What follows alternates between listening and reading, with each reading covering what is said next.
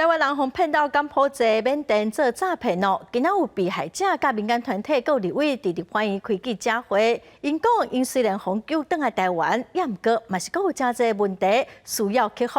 因望讲政府相关单位应该继续提供因协助。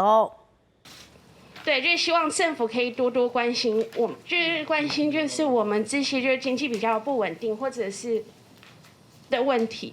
然后也希望就是还在柬埔寨那边的人，就是可以顺利的被救回来。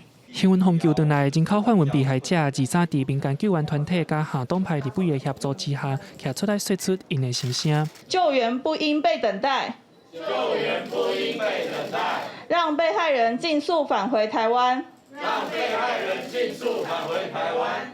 这1、2个月，透过政府甲民间的努力，有不少人口贩运被害者获救返来台湾。不过，返来台湾了后，阁有真侪挑战甲困境。警方其实是知道，那会告诉他们说：“你先居家隔离之后，然后警方再找他们来做笔录。”好，可是他们后面要怎么做，其实是不知道的哈。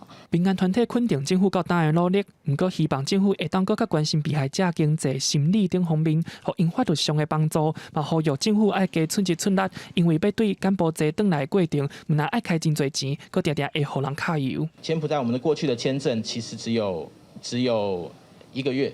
那你超过的每一天，柬国政府要跟你要10块钱美金的签证逾期费，甚至他的承办偶尔有一些还会跟你再要50%的小费。民间团体表示，幸运返来台湾的被害者，嘛会当提供因的经验，互救援团队参考，所以望政府更加重视因的心声。记者林思慧、谢桂林台北报道。